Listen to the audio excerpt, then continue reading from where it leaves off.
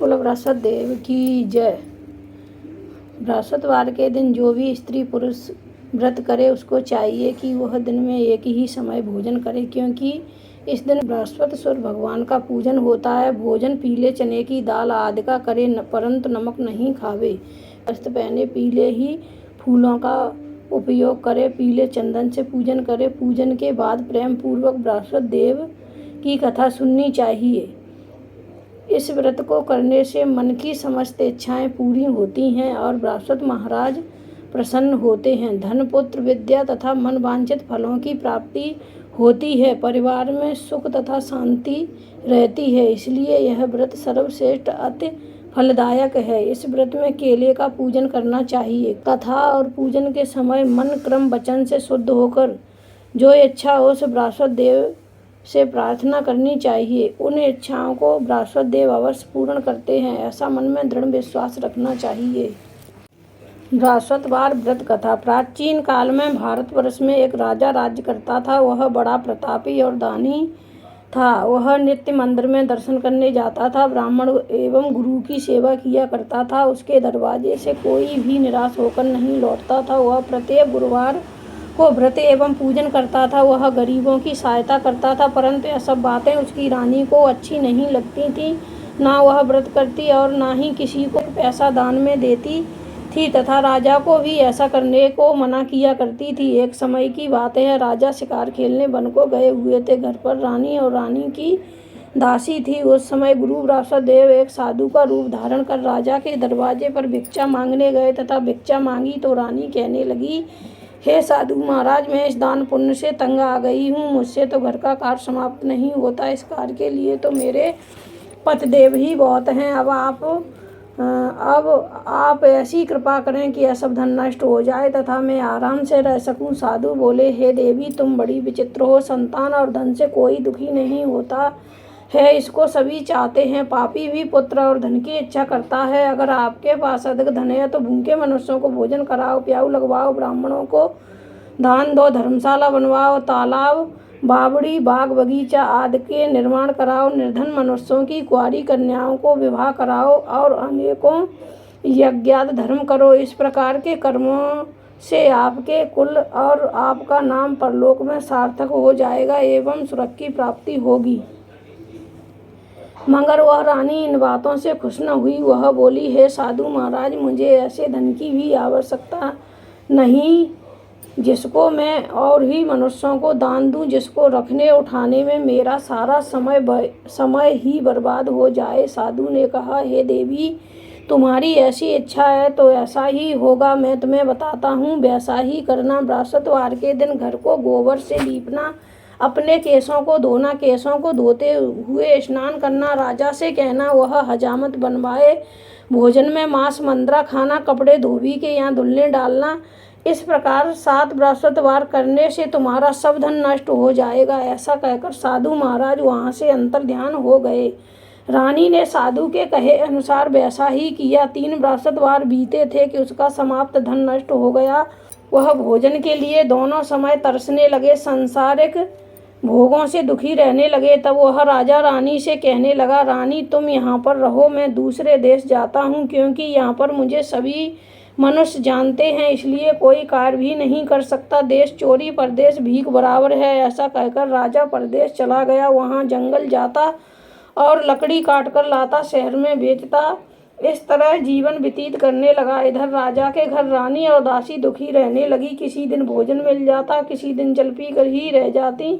एक समय रानी और दासी को 7 रोज बिना भोजन के व्यतीत हो गए तो रानी ने अपनी दासी से कहा, हे दासी, यहाँ पास के ही नगर में मेरी बहन रहती है। वह बड़ी धनवान है, तू उसके पास जा, वहाँ से 5 शेर बेजर मांग ला, जिससे कुछ समय के लिए गुजर हो जाएगी। इस प्रकार रानी की आज्ञा मानकर दासी उसकी बहन के पास गई। रानी की बहन उस समय पूजन कर रही थी, क्योंकि उस रोज बृहस्पतिवार था। जब दासी ने रानी की बहन को देखा और उससे बोली, हे रानी, मुझे तुम्हारी बहन ने भेजा है, मेरे लिए 5 शेर बेजर दे दो। इस प्रकार दासी ने अनेक बार कहा, परंतु रानी ने कुछ उत्तर नहीं दिया, क्योंकि वह उस समय बृहस्पतिवार की कथा सुन रही थी।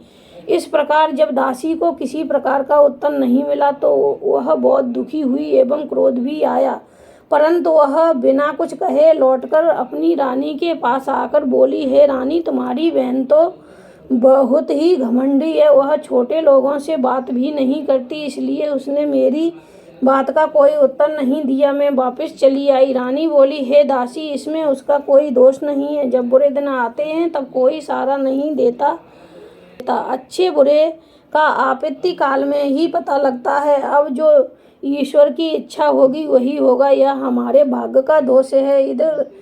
इधर उस रानी ने देखा कि मेरी बहन की दासी आई थी, परंतु मैं उससे नहीं बोली, इससे वह बहुत दुखी हुई होगी। यह सोचकर कथा और विष्णु भगवान का पूजन समाप्त कर वह रानी बहन के घर गई और अपनी बहन से कहने लगी, हे बहन, मैं बृहस्पतिवार का व्रत कर रही थी, तुम्हारी दासी गई, परंतु जब तक कथा होती है तब तक ना उठते हैं ना बोलते हैं, इसलिए मैं नहीं बोली। कहो दासी क्यों गई थी? रानी बोली, बहन, हमारे अनाज नहीं था। वैसे तुमसे कोई बात छिपी नहीं है, इस कारण मैंने दासी को तुम्हारे पास 5 सेर बेजर लेने के लिए भेजा। बहन बोली, देखो, बृहस्पति भगवान सभी की मनोकामना पूर्ण करते हैं, शायद तुम्हारे घर में अनाज रखा हो। इस प्रकार के वचन जब रानी ने सुने तो घर के अंदर गई, वहां उसे एक घड़ा बेजर का भरा मिल गया। तब वह रानी और दासी बहुत खुशी हुई और दासी कहने लगी, हे रानी, देखो, वैसे हमको जब भोजन नहीं मिलता तो हम रोज ही व्रत करते हैं। अगर इनसे बृहस्पतिवार के व्रत की विधि और कथा पूछ ली जाए तो इसे हम भी किया करेंगे। तब उस रानी ने अपनी बहन से पूछा, हे बहन, बृहस्पतिवार के व्रत की कथा कैसे है तथा यह व्रत कैसे करना चाहिए? रानी की बहन ने कहा, बृहस्पतिवार के व्रत में चने की दाल, मुनक्का से विष्णु भगवान का केले की जड़ में पूजन करे तथा दीपक जलावे, पीला भोजन करे तथा कहानी सुने। इससे बृहस्पति भगवान प्रसन्न होकर अन्न, पुत्र, धन देते हैं। इस प्रकार रानी और दासी दोनों ने निश्चय किया कि बृहस्पति भगवान का पूजन जरूर करेंगे। 7 दिन बाद जब बृहस्पतिवार आया तो उन्होंने व्रत रखा। घुड़सवार में जाकर चना गुड़ भी लाई तथा उसकी दाल से केले की जड़ में विष्णु भगवान का पूजन किया। अब भोजन पीला कहाँ से आए? बेचारी बड़ी दुखी हुई, परंतु उन्होंने व्रत किया था, इस कारण गुरु भगवान प्रसन्न थे। 2 थालों में सुंदर पीला भोजन लेकर आए और दासी को देखकर बोले, हे दासी, यह भोजन तुम्हारे और रानी के लिए, तुम दोनों खा लेना। दासी भोजन पाकर बड़ी प्रसन्न हुई और रानी से बोली, चलो रानी जी, भोजन कर लो। रानी को इस विषय में कुछ पता नहीं था, इसलिए वह दासी से बोली, तू ही भोजन कर, क्योंकि तू हमारे व्रत में हंसी उड़ाती है। दासी ने कहा, एक महात्मा हम दोनों को 2 थालों में भोजन दे गया है, इसलिए हम और तुम दोनों साथ साथ भोजन करेंगी। इस प्रकार रानी और दासी दोनों ने गुरु भगवान को नमस्कार कर भोजन प्रारंभ किया तथा अब वह प्रत्येक बृहस्पतिवार को गुरु भगवान का व्रत और विष्णु भगवान का पूजन करने लगी। बृहस्पति भगवान की कृपा से रानी और दासी के पास धन हो गया। रानी फिर उसी प्रकार आलस करने लगी। तब दासी बोली, रानी, तुम पहले इस प्रकार आलस करती थी, तुम्हें धन के रखने में कष्ट होता था, इस कारण सभी धन नष्ट हो गया। अब गुरु भगवान की कृपा से धन मिला है, फिर तुम्हें आलस होता है। बड़ी मुसीबतों के बाद हमने यह धन पाया है, इसलिए हमें दान पुण्य करना चाहिए तथा भूखे मनुष्यों को भोजन कराओ, प्याऊ लगवाओ, ब्राह्मणों को दान दो, कुआं, तालाब आदि का निर्माण करवाओ, मंदिर पाठशाला बनवाकर दान दो, कुंवारी कन्याओं का विवाह करवाओ, धन को शुभ कर्मों में खर्च करो, जिससे तुम्हारे कुल का यश बढ़े तथा सुरक्षा की प्राप्ति हो। तब रानी ने इसी प्रकार कार्यक्रम करने प्रारंभ किए तो उनका यश फैलने लगा। एक दिन रानी और दासी विचार करने लगी, ना जाने राजा किस प्रकार से होंगे, उनकी कोई खबर नहीं।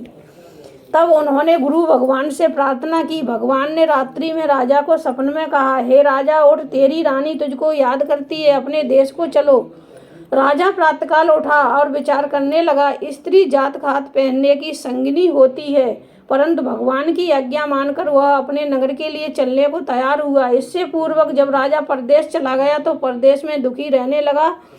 प्रतिदिन जंगल से लकड़ी बीन कर लाता और उन्हें शहर में बेचकर अपने दुखी जीवन को बड़ी कठिनता से व्यतीत करता था। एक दिन राजा दुखी होकर अपनी पुरानी बातों को याद करके रोने लगा। तब उस जंगल में बृहस्पति देव एक साधु का रूप धारण कर आए और राजा के पास आकर बोले, हे लकड़हारे, तुम इस सुनसान जंगल में किस चिंता में बैठे हो, मुझको बतलाओ। यह सुन राजा के नेत्रों में जल भर आया और साधु को वंदना कर बोला, हे प्रभु, आप सब कुछ जानने वाले हो। इतना कहकर साधु को अपनी संपूर्ण कहानी बतला दी। साधु रूपी भगवान बोले, हे राजा, तुम्हारी स्त्री ने बृहस्पति देव का अपमान किया था, इस कारण तुम्हारी यह दशा हुई। अब तुम किसी प्रकार की चिंता मत करो, भगवान तुम्हें पहले से अधिक धनवान करेगा। देखो, तुम्हारी स्त्री ने भी गुरुवार का व्रत प्रारंभ कर दिया है और तुम मेरा कहा मानकर बृहस्पतिवार को व्रत करके चने की दाल गुड़ जल के लोटे में डालकर केले का पूजन करो। फिर कथा सुनो, भगवान तुम्हारी सभी मनोकामनाओं को पूर्ण करेगा। साधु को प्रसन्न देखकर राजा बोला, हे प्रभु, मुझे लकड़ी बेचकर इतना पैसा नहीं मिलता जिससे भोजन करने के उपरांत कुछ बचा सकूं। मैंने रात्रि में अपनी रानी को व्याकुल देखा है, मेरे पास कुछ भी नहीं जिससे मैं उसकी खबर मंगा सकूं। और फिर मैं कौन सी कहानी कहूँ, मुझको कुछ भी मालूम नहीं है। साधु ने कहा, हे राजन, तुम किसी बात की चिंता मत करो। बृहस्पतिवार के दिन तुम रोजाना की तरह लकड़ियां लेकर शहर को जाओ। तुमको रोज से दुगना धन प्राप्त होगा, जिससे तुम भली भांति भोजन कर लोगे तथा बृहस्पति देव की पूजा का सामान भी आ जाएगा। और बृहस्पति देव की कहानी निम्न प्रकार से है। प्राचीन काल में एक ब्राह्मण रहता था, बहुत निर्धन था, उसके कोई संतान नहीं थी। उसकी स्त्री बहुत मलिनता के साथ रहती थी, स्नान न करती, ना किसी देवता का पूजन करती, प्रातःकाल उठते ही श्रृतम प्रथम भोजन करती, बाद में कोई अन्य कार्य करती थी। इससे ब्राह्मण देवता बड़े दुखी थे। बेचारे बहुत कुछ करते थे किंतु उसका कोई परिणाम नहीं निकलता था। भगवान की कृपा से ब्राह्मण की स्त्री के एक कन्या रूपी रत्न पैदा हुआ। वह कन्या अपने पिता के घर बड़ी होने लगी। वह बालिका प्रातः स्नान करके विष्णु भगवान का जप करती थी तथा बृहस्पतिवार को व्रत भी करती। अपने पूजन पाठ को समाप्त कर स्कूल जाती तो अपनी मुट्ठी में जौ भर के ले जाती और उनको पाठशाला के मार्ग में डालती जाती। तब ये सोने के हो जाते। लौटते समय उनको बीन कर घर ले आती थी। एक दिन वह बालिका सूप में सोने के जौओं को फटक कर साफ कर रही थी। उसके पिता ने देख लिया और कहा, बेटी, सोने के जौओं को फटकने के लिए सोने का सूप होना चाहिए। दूसरे दिन गुरुवार था। इस कन्या ने व्रत रखा और बृहस्पति देव से प्रार्थना करके कहा, हे प्रभु, मैंने आपकी पूजा सच्चे मन से की हो तो मेरे लिए सोने का सूप दे दो। बृहस्पति देव ने उसकी प्रार्थना स्वीकार कर ली। रोजाना की तरह वह कन्या जौ फैलाती हुई जाने लगी।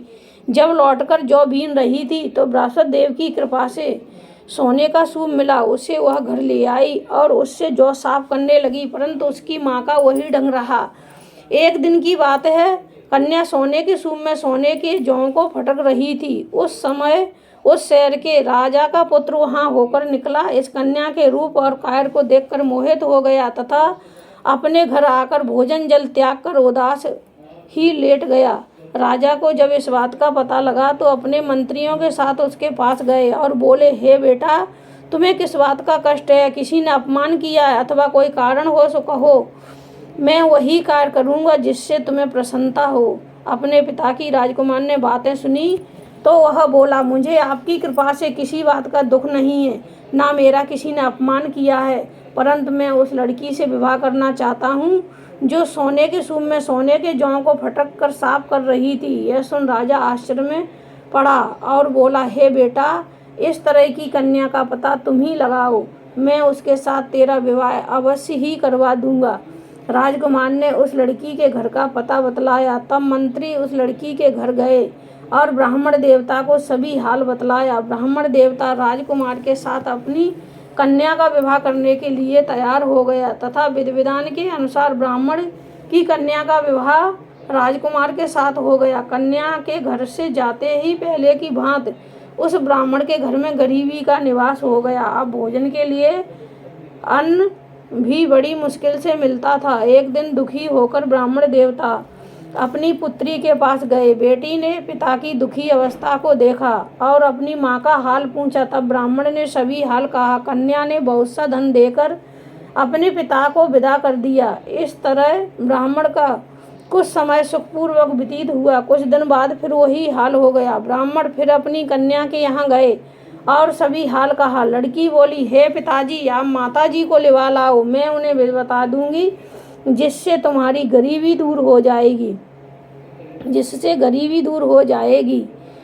वह ब्राह्मण देवता अपनी स्त्री को साथ लेकर पहुंचे तो पुत्री अपनी माँ को समझाने लगी, हे माँ, तुम प्रातःकाल उठकर श्रृतम प्रथम स्नान करके विष्णु भगवान का पूजन किया करो, सब दरिद्रता दूर हो जाएगी। परंतु उसकी माँ ने एक भी बात नहीं मानी और प्रातःकाल उठकर अपनी पुत्री के बच्चों की जूठन को उठाकर खा लिया। यह देखकर उसकी पुत्री को भी बहुत गुस्सा आया और एक रात कोठरी से सभी सामान निकालकर उसमें अपनी माँ को बंद कर दिया। प्रातःकाल उसमें से निकाला तथा स्नान करा के पाठ कराया तो उसकी माँ की बुद्धि ठीक हो गई और फिर प्रत्येक बृहस्पतिवार को व्रत रखने लगी। इस व्रत के प्रभाव से उसकी माँ भी बहुत ही धनवान तथा पुत्रवती हो गई और वह बृहस्पति जी के प्रभाव से स्वर्ग को प्राप्त हुई तथा ब्राह्मण भी सुखपूर्वक इस लोक के सुख भोगकर स्वर्ग को प्राप्त हुए। इस तरह कहानी कहकर साधु देवता वहाँ से अलोप हो गए। धीरे धीरे समय व्यतीत होने पर फिर बृहस्पतिवार का दिन आया। राजा जंगल से लकड़ी काटकर शहर में बेचने गया। उसे उस दिन से अधिक पैसा मिला। राजा ने चना गुड़ लाकर बृहस्पतिवार का व्रत किया। उस दिन से उसके सभी दुख दूर हो गए। परंतु जब दोबारा बृहस्पतिवार का दिन आया तो वह बृहस्पतिवार का व्रत करना भूल गया। इस कारण बृहस्पति भगवान नाराज हो गए। उस दिन उस नगर के राजा ने विशाल यज्ञ का आयोजन किया तथा शहर में यह घोषणा करा दी कि कोई भी मनुष्य अपने घर भोजन न बनाए, न आग जलाए। समाप्त जनता मेरे यहाँ भोजन करने आए। इस यज्ञ को जो न मानेगा उसके लिए फांसी की सजा दी जाएगी। इस तरह की घोषणा संपूर्ण नगर में करवा दी गई। राजा की आज्ञा अनुसार शहर के सभी लोग भोजन करने गए, लेकिन लकड़हारा कुछ देर से पहुंचा, इसलिए राजा उसको अपने साथ घर ले गए।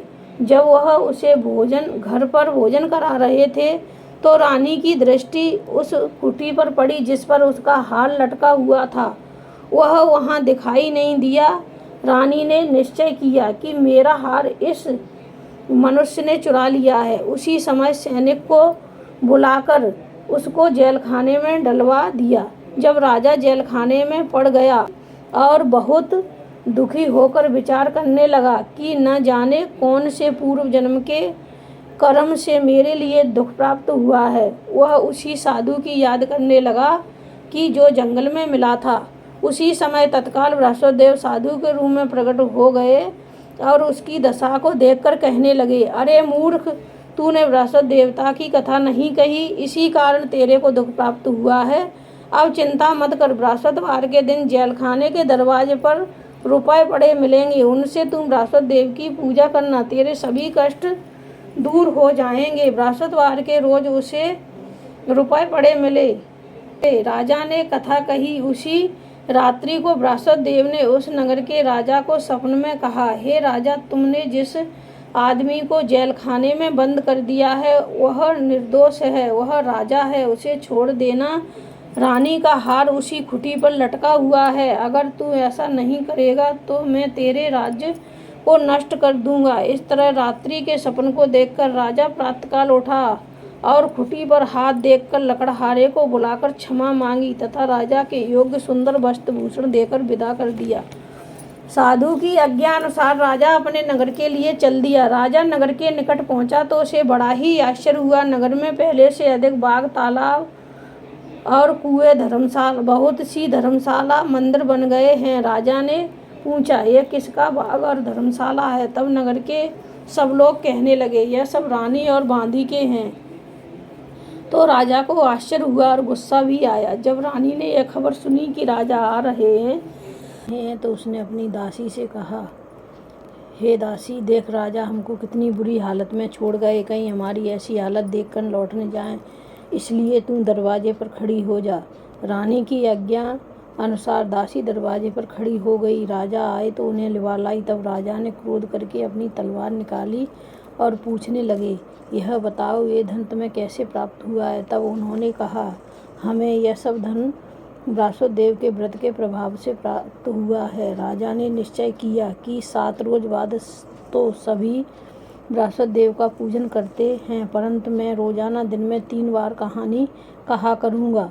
तथा रोज व्रत किया करूँगा। अब हर समय राजा के दुपट्टे में चना की दाल बंधी रहती तथा वह दिन में 3 बार कहानी कहता। एक रोज राजा ने विचार किया कि चलो अपनी बहन के यहाँ हो आएं। इस तरह निश्चय कर राजा घोड़े पर सवार हो अपनी बहन के यहाँ निकला। आगे मार्ग में देखा कुछ आदमी मुर्दे को लिए जा रहे हैं। उन्हें रोककर राजा कहने लगा, अरे भाइयों, मेरी बृहस्पति देव की कहानी सुन लो। वे बोले, हमारा आदमी मर गया है, इसको अपनी कथा की पढ़िए। परंतु कुछ आदमी बोले, अच्छा कहो, हम तुम्हारी कथा भी सुनेंगे। राजा ने दाल निकाली और कथा कहने लगा। जब कथा आदि हुई तो मुर्दा हिलने लगा। जब कथा समाप्त हो गई तो राम राम कहकर खड़ा हो गया। आगे मार्ग में उसे एक किसान खेत में हल चलाता मिला। राजा ने उसे देखा और उससे बोला, अरे भैया, तुम मेरी बृहस्पतिवार की कथा सुन लो। किसान बोला, जब तक मैं तेरी कथा सुनूंगा तब तक 4 अरहैया जोत न लूँगा। जा अपनी कथा किसी और को सुनाना। इस तरह राजा आगे चलने लगा। राजा के हटते ही बैल पछाड़ खाकर गिर गए तथा उस किसान के पेट में बहुत जोर से दर्द होने लगा। उस समय उसकी माँ रोटी लेकर आई। उसने जब देखा तो अपने पुत्र से हाल पूछा। बेटे ने सभी हाल कहा। बुढ़िया दौड़ी दौड़ी उस घुड़सवार के पास गई और उससे बोली, मैं तेरी कथा सुनूंगी, तुम अपनी कथा मेरे खेत पर चलकर कहना। राजा ने बुढ़िया के खेत पर जाकर कथा कही, जिसके सुनते ही बैल खड़े हो गए तथा किसान के पेट का दर्द बंद हो गया। राजा अपनी बहन के घर कुशल पूर्वक पहुंच गया। बहन ने भाई की खूब मेहमानी की। दूसरे रोज राजा प्रातःकाल जागा तो देखने लगा कि सब लोग भोजन कर रहे हैं। राजा ने अपनी बहन से कहा कि ऐसा कोई मनुष्य है जिसने भोजन नहीं किया हो, वह बृहस्पतिवार की कथा सुन ले। बहन बोली, हे भैया, यह देश ऐसा ही है। पहले यहाँ लोग भोजन करते हैं, बाद में अन्य काम करते हैं। अगर कोई पड़ोस में हो तो देख आऊँ। वह ऐसा कहकर चली गई, परंतु उसे कोई व्यक्ति नहीं मिला जिसने भोजन न किया हो। अंत वह एक कुम्हार के घर गई जिसका लड़का बीमार था। उसे मालूम हुआ कि उनके यहाँ 3 रोज से किसी ने भोजन नहीं किया है। रानी ने अपने भाई की कथा सुनने के लिए कुम्हार से कहा। वह कथा सुनने को तैयार हो गया। राजा ने उनके यहाँ जाकर बृहस्पतिवार की कथा कही, जिसको सुनकर उनका लड़का ठीक हो गया। अब तो राजा की प्रशंसा होने लगी। एक रोज राजा ने अपनी बहन से कहा कि हे बहन, हम अपने घर को जाएंगे, तुम भी तैयार हो जाओ। राजा की बहन ने अपनी सास से पूछा। सास बोली, हाँ चली जा, परंतु अपने लड़कों को मत ले जाना, क्योंकि तेरे भाई के कोई औलाद नहीं होती है। बहन ने भैया से कहा, हे भैया, मैं तो चलूँगी, मगर कोई बालक नहीं जाएगा। राजा बोला, जब कोई बालक नहीं चलेगा तब तुम ही क्या करोगी। बड़े दुखी मन से राजा अपने नगर को लौट आया। राजा ने अपनी रानी से कहा, हम निर्वंशी राजा हैं, हमारा मुख देखने का धर्म नहीं है।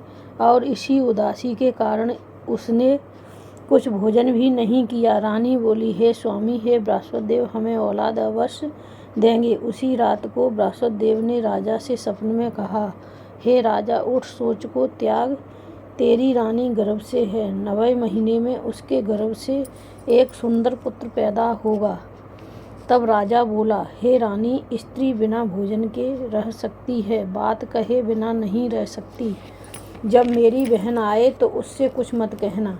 जब राजा की बहन ने यह शुभ समाचार सुना तो बहुत खुश हुई तथा बधाई लेकर अपने भाई के यहाँ आई। तभी रानी ने कहा, घोड़ा चढ़ तो नहीं आई, गदा चढ़ी आई। राजा की बहन बोली, भाभी, मैं इस प्रकार न कहती तो तुम्हें संतान कैसे मिलती।